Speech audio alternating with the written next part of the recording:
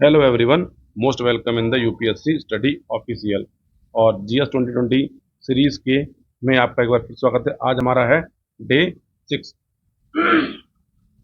आज इस वीडियो में हम लोग देखते हैं गुप्तोत्तर काल और उसके बाद प्राचीन भारत में स्थापत्य कला के में जो प्रश्न पूछे गए हैं उन प्रश्नों पे हम बात करते हैं। तो सबसे पहला हमारे सामने जो प्रश्न है वो है, बाण भट्ट ने हर्षचरित में किस मौर्यकालीन शासक का उल्लेख किया है? तो याद रखिएगा, बृहद्रथ का उल्लेख किया है। और बृहद्रथ कौन था? ये मौर्य काल का अंतिम शासक था। ठीक है, ये प्रश्न के जीआईसी 2021 से पूछा गया था। अब आइए, ये हमारे पास एक सूची है और मतलब ये विदेशी यात्री है और कब कब भारत आए थे। तो फाइयान 399 से 414 ईस्वी के मध्य में आया था। वेनसांग 629 से 645 ईस्वी के मध्य। इत्सिंग 671 से 694 ईस्वी के मध्य में। और अलमसूदी 915 से 916। चलिए काम करिएगा, आप कमेंट बॉक्स में ये यात्री कौन कौन कौन कहाँ कहाँ से आया था, अलमसूदी कहाँ से था, वेनसांग कहाँ से आया था, इत्सिंग कहाँ से आया था, इसको आप कमेंट बॉक्स में जरूर बताइएगा। देखिए, अगर बताते तो आपका रिवीजन ही होता है, नहीं तो मैं बता ही दूंगा अपने अगले वीडियो में। ठीक है, अगला हमारा वीडियो क्या है? राजा जिनको जनता द्वारा प्रत्यक्ष चुना गया। ये राजा जो थे पल्लव वंश के थे, गोपाल, नंदीवर्मन और पल्लवमल। देखिए, गोपाल जो था ये किसका था? ये पाल वंश का शासक था। इसको जनता द्वारा चुना गया था। नंदीवर्मन और पल्लवमल, ये दोनों कौन थे? ये पल्लव शासक थे। मतलब पल्लव शासकों में और पाल शासकों में कुछ शासकों को, राजा को मतलब जनता द्वारा प्रत्यक्ष चुना जाता था। स्तूप जिसमें आर्य स्तंभ कोई विशेषताएं प्राप्त होती है वो कौन सा स्तूप है? अमरावती स्तूप। वह स्तूप जिसमें आर्य स्तंभ वाले मंच की विशेषताएं मिलती हैं, देखिए, अमरावती और नागार्जुनी कुंडा। अब देखिए, आप ये समझिए, ये प्रश्न भी देखिए यूपी आसन पद्धति में है और ये आसन पद्धति में, मतलब ये पेपर में रिपीट किया गया प्रश्न है। वह शासक जिसने 4 अश्वमेध यज्ञों का संपादन किया था कौन था? प्रवरसेन प्रथम था। इसको तो आप हिट क्वेश्चन मान लीजिए और इसको अपनी कॉपी में नोट भी कर लीजिए। ठीक है, वल्लभी विश्वविद्यालय स्थित था कहाँ पे? गुजरात में। 7वीं शताब्दी के मध्य में मौर्य वंश कहाँ शासन कर रहे थे? तो ये लोग लाट में शासन कर रहे थे। कदम्बों की राजधानी बनवासी थी। कहाँ थी? बनवासी। कहाँ पे है? गोवा में है। प्रतिहार अभिलेखों में संदर्भित सिक्कों का नाम क्या था? उनका नाम था द्रम। मध्य प्रदेश के हरसूद शहर का निर्माण किसने करवाया था? तो हर्षवर्धन ने कराया था। ये भी मोस्ट मोस्ट इंपॉर्टेंट क्वेश्चन है। सम्राट हर्षवर्धन ने 2 महान धार्मिक सम्मेलनों का आयोजन किया था कहाँ पे? कन्नौज और प्रयाग में। देखिए, आपको इसमें ऐसे बहुत सारे क्वेश्चन होंगे जो डे 5 से मिलते जुलते लग रहे होंगे या रिपीटेड लग रहे होंगे। तो रिपीटेड नहीं है, वहाँ पे कुछ फैक्ट छूट गए थे, इसको दोबारा आपको मैं बता रहा हूँ, इसलिए इसको आप रिपीटेड मत समझिएगा। ठीक है, अब आते हैं, देखिए अगला हम, प्राचीन भारत में स्थापत्य कला। देखिए, वह स्थान जहाँ पर शिल्प में विष्णु का बड़ा अवतार दर्शाया गया है। किसका? विष्णु का। तो वो कौन सा है? उदयगिरी गुफा, विदिशा में। विदिशा कहाँ पे है? एमपी में है। महरौली के लौह स्तंभ लेख में उल्लेखित राजा का नाम कौन है? चंद्र, और इसकी पहचान चंद्रगुप्त मौर्य से की जाती है। ठीक। मिलिंद पनाहो, मिलिंद पनाहो राजा मिलिंद तथा बौद्ध भिक्षु के मध्य संवाद रूप में एक किताब है। ठीक है, और ये कौन करता था? नागसेन और मिलिंद पनाहो। ठीक, यानी मिलिंद पनाहो एक ग्रंथ का नाम है जिसमें मिलिंद राजा और नागसेन की वार्ता का विवरण दिया गया है। एलोरा में गुफाएं और शैलकृत मंदिर हैं। मतलब इसमें हिंदू धर्म, बौद्ध धर्म और जैन धर्म तीनों संबंधित इसमें चीजें आपको देखने को मिलेंगी। ठीक है, अब आते हैं हम अगले पे। देखिए, अजंता और एलोरा गुफाएं हैं, ये कहाँ पर है? तो ये महाराष्ट्र में है। मीनाक्षी मंदिर, मीनाक्षी टेम्पल, मदुरई। अब ये किस स्टेट में है? आप इसको कमेंट करके बताइएगा। महाबलीपुरम का सप्तरथ मंदिर बनवाया था किसने? नरसिंह वर्मन ने। और नरसिंह वर्मन किस वंश का शासक था? आप कमेंट करिएगा। महाबलीपुरम में रथ मंदिरों का निर्माण कराया था किसने? पल्लवों ने। देखिए, मैंने आपसे कहा ना, क्वेश्चन देखिए रिपीट। अब देखिए, ये यूपी मेंस 2015 में पूछा गया और ये प्री में पूछा गया था। ठीक, देखिए, एक ही प्रश्न को आयोग किस तरीके से पूछता है, इसलिए मैं कहता हूँ कि क्वेश्चन रिपीट होते हैं, बस आपको उसको पकड़ना आना चाहिए। हीनयान तथा महायान अवस्था का सर्वाधिक विकसित चरित्र कहाँ पे? कार्ले में। और कार्ले किस स्टेट में है या फिर किस जगह पे? बताइएगा। 100 से अधिक बौद्ध गुफाएं व केंद्र कहाँ पे? कन्हेरी गुफा है। कन्हेरी गुफा किस जगह पे, आप नाम बताइएगा। वह शैलकृत गुफा जिसमें 11 सिरों के बोधिसत्व का अंकन मिलता है, किसमें? कन्हेरी। अब देखिए यहाँ पे दूसरी 100 से अधिक बौद्ध गुफाएं हैं, तो कहाँ पर? कन्हेरी है। और उसी गुफा में एक गुफा है जहाँ पर बुद्ध के 11 सिर दिखाई देते हैं, वो भी कहाँ पर है? कन्हेरी में ही है। सोमपुर महाविहार, सोमपुर महाविहार का निर्माण किसने कराया था? तो धर्मपाल ने करवाया था। गंधार कला शैली का संश्लेषण है, मतलब गंधार कला जो शैली है वो भारत तथा यूनानी कला से प्रेरित है। ठीक है। सांची के महास्तूप के 4 तोरणों में से किस एक का निर्माण सर्वप्रथम हुआ था? तो दक्षिणी तोरण का। अगर आप सांची का स्तूप देखेंगे तो सांची का स्तूप कुछ इस आकार का है और इसके अगल बगल जो है द्वार बनाए गए हैं। ठीक है, ये चारों तरफ है। ये फिगर 3D में नहीं है, एक यहाँ पर बनाया गया, एक ऐसे और एक ऐसे। इन द्वारों को तोरण बोलते हैं। और इन चारों तोरणों में से जो दक्षिणी द्वार था वो सबसे पहले बनाया गया था। सोनगिरी जहाँ 108 जैन मंदिर बने हुए हैं, वो कहाँ पर है? दतिया। और दतिया किस स्टेट में है? आप कमेंट करके बताइएगा। दिलवाड़ा का जैन मंदिर, दिलवाड़ा का जैन मंदिर स्थित है कहाँ पर? राजस्थान में है। ठीक है। अच्छा, राजस्थान में कहाँ है? कमेंट करिएगा। उड़ीसा में कोणार्क मंदिर का निर्माण करवाया था, किसने करवाया था? इसका निर्माण राजा नरसिंह देव ने करवाया था। द्रविड़ शैली में मंदिरों में गोपुरम से तात्पर्य है, मतलब तोरण के ऊपर बने अलंकृत एवं बहुमंजिला भवन को जो है हम गोपुरम बोलते थे। गोपुरम मतलब क्या है? जैसे मंदिर बनाया गया, इस मंदिर के ऊपर जो थे वो बनाए जाते थे तोरण। ठीक है। भुवनेश्वर तथा पुरी के मंदिर किस शैली में निर्मित हैं? तो ये नागर शैली में निर्मित है। गुफा त्रिमूर्ति के लिए विख्यात है, किसके लिए? एलिफेंटा। और ये कहाँ पे? महाराष्ट्र में है। ठीक है। चित्रगुप्त स्वामी मंदिर, जिसे चित्रगुप्त का एकमात्र मंदिर माना जाता है, वो कहाँ पे? कांची में है। और कांची कहाँ है? कमेंट करिएगा। अंकोरवाट का विष्णु मंदिर स्थित है कहाँ पे? कंबोडिया में है। दक्षिण भारत के भगवान रंगनाथा, जिन्हें भगवान वेंकटेश भी कहते हैं, मंदिर कहाँ पे? तो वो ये तिरुमिल्ला पहाड़ी पर है। एलिफेंटा के प्रसिद्ध शैल को काट कर बनाए गए मंदिरों का श्रेय दिया था किसको? तो इसको पल्लवों ने इसका निर्माण करवाया था। ठीक है। चित्तौड़ का कीर्ति स्तंभ निर्मित हुआ था शासनकाल में किसके? राणा कुंभा के शासनकाल में। शैलकृत स्थापत्य का आश्चर्य माना था किसको?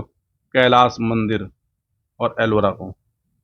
ठीक, ये मंदिर कहाँ पर और किसने बनवाया था? कमेंट करिएगा आप। अब देखिए, वह मंदिर जिसके परिसर में एक भारी भरकम नंदी की मूर्ति है, जिसे भारत की विशालतम नंदी मूर्ति माना जाता है, वो कौन सा? बृहदेश्वर मंदिर। और बृहदेश्वर मंदिर को चोलों ने बनवाया था। अब आप कमेंट करके बताइए कि किस चोल शासक ने बृहदेश्वर मंदिर का निर्माण करवाया था। चट्टानों को काट कर महाबलीपुरम का मंदिर बनवाया था किसने? पल्लवों द्वारा। शासक का नाम आप कमेंट करिएगा। ठीक, वह स्थान जहाँ राष्ट्रकूटों द्वारा एलोरा पहाड़ियों से निर्मित गुफा मंदिर स्थित है, औरंगाबाद महाराष्ट्र में है। गोविंद महल जो हिंदू वास्तुकला का अप्रतिम उदाहरण है, दतिया में है। ठीक, खजुराहो मंदिरों का निर्माण किसने करवाया था? कुछ इनको चंदेल शासकों ने बनवाया था। कोणार्क मंदिर संबंधित है किससे? सूर्य से। अच्छा, एक काम करिएगा, आप एक मुझे कहेंगे कि भारत में कितने कुल सूर्य मंदिर हैं, कुल कितनी जगहों पे सूर्य मंदिरों का निर्माण किया गया है? द्रविड़ शैली में बना हुआ शिखर है किसका? ग्वालियर का जो तेली मंदिर है उसका जो शिखर है वो द्रविड़ शैली में। अब देखिए प्रश्न क्यों पूछा जा रहा है, इसके पूछने का कारण क्या था, आप ये समझिए कि उत्तर भारत में जो मंदिर थे वो सब के सब नागर शैली में बनाए जाते थे। किसमें? नागर शैली में लगभग लगभग। लेकिन यह मंदिर का जो शिखर है वो द्रविड़ शैली में बनाया गया, इसीलिए इस प्रश्न को पूछा गया है। और लोग यहाँ पर क्या करते हैं? गलती करके चले जाते हैं। अजंता की चित्रकारी दर्शाती है जातक कथाओं को। इन अजंता में जो चित्र बनाए गए हैं वो जातक कथाओं के जो विषय वस्तु हैं उन्हीं को उकेरा गया है। ये प्रश्न में रिपीट हो चुका। खजुराहो के मंदिर वाला चंदेलों में था। बौद्ध, हिंदी एवं जैन शैलकृत गुफाएं एक साथ विद्यमान है कहाँ पर? तो एलोरा में है। ठीक है। अब ये वाला हमारा प्रश्न जो है वो मतलब मिलान के लिए है, तो उसको आप देख लीजिएगा एक बार। स्तूप कहाँ पर है? सांची में है। ऐसा नहीं, ये बहुत जगह है, लेकिन ये उस समय चित्रकारी बाघ की जो गुफाएं हैं उसके अंदर चित्रकारी उनका विषय है। कनिष्क की सिरविहीन मूर्ति कहाँ से मिलती है? तो मथुरा से मिलती है। और दशावतार मंदिर कहाँ पर है? तो ये देवगढ़ में है। अब आते हैं हम लोग अपने अगले टॉपिक पे, प्राचीन भारत एवं साहित्यकार। देखिए ये तो मोस्ट फेवरेट टॉपिक है, यहाँ से प्रश्न खूब रिपीट होते हैं। कई बार क्या होता है, सेम टू सेम रिपीट होता है, या कई बार क्या होता है कि 3 या 4 प्रश्नों को मिला के एक नया प्रश्न बना दिया जाता है। तो इसको बहुत जल्दी देखते हैं। देखिए ये पुस्तक का नाम है, इधर लेखक का नाम है। तो रास पंचाधाई के लेखक कौन थे? तो नंददास थे। चैतन्य भागवत पुस्तक के लेखक कौन है? वृंदावन दास। चैतन्य मंगल के लेखक कौन है? जयनंदा। और भक्ति रत्नाकर के लेखक कौन है? नरसिंह चक्रवर्ती। यह प्रश्न जो है 2021 आरओ मेंस में पूछा गया था। अब देखिए इसी प्रश्न को फिर से पूछा गया, कहाँ पर, ये देखिए, राग माला, इसको किसने लिखा था? पुंडरीक विट्ठल ने। रस कौमुदी श्रीकंठ ने। राग विबोध सोमनाथ ने। और चतुर्दंडी प्रकाशिका वेंकट रमन द्वारा लिखी गई पुस्तक है। चिंतामणि भट्ट द्वारा रचित संस्कृत सूक्त सप्तती का फारसी अनुवाद कर उसका नाम तुतीनामा रखा था किसने? ख्वाजा जियाउद्दीन नक्शबी ने। ये तो मोस्ट इंपॉर्टेंट है, इसके रिपीट होने के चांसेस अधिकतम है, क्योंकि इसको आयोग ने अभी तक में पहली बार पूछा है। मुद्रा राक्षस का लेखक कौन है? तो इसका लेखक विशाख दत्त जी हैं।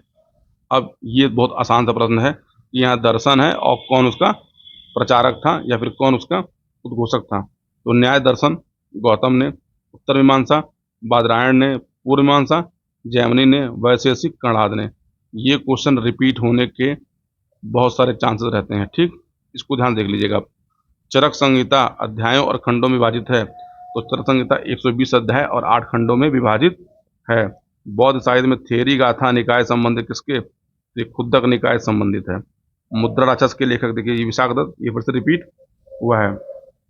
देखिए ये 1992 में पूछा गया था, और ये वाला क्वेश्चन जो है 2021 में पूछा गया था। 10 कुमार चरितम के लेखक कौन थे? तो इसके लेखक दंडिन थे। बहुत लोगों को लगता है इसके लेखक कालिदास हैं, ऐसा नहीं है। The roots of ancient India के लेखक, इसके लेखक कौन है? W.A. Fair service. कल्लड़ की राजतरंगड़ी को आगे किसने बढ़ाया था? जौनराज एवं श्रीवर ने। कल्लड़ की राजतरंगड़ी जो है ये कश्मीर के इतिहास पर लिखी गई पुस्तक है, और 12वीं सदी के मध्य में इसको लिखा गया। इस किताब के बारे में थोड़ा डिटेल पढ़िएगा कि यहाँ से आजकल प्रश्न खूब पूछे जा रहे हैं। प्राचीन काल के महान विधि निर्माता कौन थे? तो मनु महाराज थे। ठीक है, अच्छा आप कमेंट कर बताइएगा कि अब तक कुल कितने मनु हुए हैं। ठीक है, मैं उस मनु की बात नहीं कर रहा हूँ जिसको लेकर खूब चर्चा रहती है अखबारों में, वो मनु दूसरे हैं और ये मनु दूसरे हैं। महाभारत मूलतः मानी जाती है तो जय संहिता के रूप में। महाभारत का जो मूल नाम था वो जय संहिता था, लेकिन कालांतर में इसे महाभारत नाम से चर्चित किया गया। महान जैन विद्वान हेमचंद्र किसकी सभा को अलंकृत करते थे? तो किसके? कुमारपाल के। भोजशाला मंदिर की अधिष्ठात्री देवी कौन है? तो भगवती सरस्वती हैं। मध्यकालीन भारत के यशस्वी विधिवेत्ता कौन थे? तो विज्ञानेश्वर थे। देखिए इन प्रश्नों को आपको देख के लग रहा होगा कि हम क्यों सुन रहे हैं, लेकिन मैं आपको यकीन दिलाता हूं कि यदि इन प्रश्नों को आप कंटिन्यू सुनते रहेंगे तो ये प्रश्न कहीं ना कहीं जाके आपके मन मस्तिष्क में छुप जाएंगे या जाके बैठ जाएंगे, और आपके सामने जब प्रश्न आएगा तब आपको ये ऑप्शन देखेंगे या इन प्रश्नों को देखेंगे तो आपको लगेगा कि इसको कभी न कभी मैंने पढ़ा है। और यकीन मानिए कि जिन प्रश्नों को आपने एक बार पढ़ा है या एक बार सुना है या एक बार देखा है, इन प्रश्नों में तुक्का मारने में उनकी सही होने की प्रोबेबिलिटी मैक्सिमम होती है। ठीक है, तो आप इस सीरीज को हल्के मत लीजिए, इसको सुनिए। 15-20 मिनट बहुत लंबा समय नहीं होता, इसलिए मेरे वीडियो बहुत छोटे छोटे होते हैं। इसको सुनिए, ये आपको काम देगा। अच्छा, आपको इस सीरीज से अगर लाभ हो रहा हो तो प्लीज़ चैनल को लाइक करिए, सब्सक्राइब करिए, बेल आइकन जरूर बताइए, जिससे कोई भी नया वीडियो अपलोड होते तुरंत आपको इंडिकेशन मिल जाए। अब आते हैं अगले, देखिए मध्यकालीन विद्वान लेखकों में जो जैन धर्म के अनुयायी थे कौन था? ये हमारे हेमचंद्र सूरी थे। ठीक है, गीत गोविंद के रचयिता कौन थे? तो जयदेव थे। अच्छा, अगर आपको टाइम मिलेगा तो गीत गोविंद जो पुस्तक है इसका विषय क्या है आप कमेंट करके बताइएगा। काल्पनिक वैज्ञानिक उपकरणों पर लिखी पुस्तक किसने लिखी थी? तो भोज महोदय ने लिखी थी। भारतीय गणितज्ञ जिसने दशमलव स्थानिक मान खोज किसने की थी? आर्यभट्ट ने की थी। गढ़वाहों के रचयिता कौन थे? वाकपति थे। ये मोस्ट मोस्ट इम्पोर्टेंट क्वेश्चन है, ठीक है। विदेशियों के भारतीय समाज में मनु द्वारा किया गया सामाजिक स्तर था ब्रात्य क्षत्रियों का, यानी फॉरेन क्षत्रिय, यानी जो बाहर से आए हुए आक्रमणकारी थे और जो भारत में ही निवास करके भारत में रह गए, उनको जो है ब्रात्य क्षत्रियों का दर्जा दिया गया था। प्राचीन भारतीय विचारकों में से विधि व्यवस्था की सर्वाधिक व्यवस्थित रूप की व्याख्या की किसने की थी? तो मनु ने की थी। मोनाल्सा शीर्षक ग्रंथ की रचना किसने की थी? तो सोमेश्वर तृतीय ने की थी। ये भी हमारा मोस्ट इम्पॉर्टेंट प्रश्न है। तो चलिए, हमारा जो है इसी के साथ अब तक लोक सेवा आयोग के द्वारा जो परीक्षाएं आयोजित की गई है, उसमें एनिसेंट इंडिया से जितने भी प्रश्न पूछे गए हैं, हमने लगभग लगभग सभी प्रश्नों को देख लिया है, ठीक है। और अगला वीडियो हमारा जो है वो स्टार्ट होगा मध्यकाल से, और सबसे पहले हम लोग पूर्व मध्यकाल करेंगे। लेकिन देखिए, एनिसेंट इंडिया यहीं पे ख़त्म नहीं होता। ये हमारी एक सीरीज थी जो वन लाइनर फॉर्म में थी, और जल्द ही एमसीक्यू के फॉर्म में एनिसेंट इंडिया फिर से स्टार्ट होगी, और उसमें 3-4 दिन लगेगा। लेकिन उसको भी आप सुनिएगा, इसको भी सुनिएगा। देखिए, जितनी बार सुनेंगे, जितनी बार देखेंगे, उतनी बार आपको चीज़ें कंठस्थ होंगी। और सक्सेस का एकमात्र मूल मंत्र है, वो है रिवीजन, रिवीजन, रिवीजन।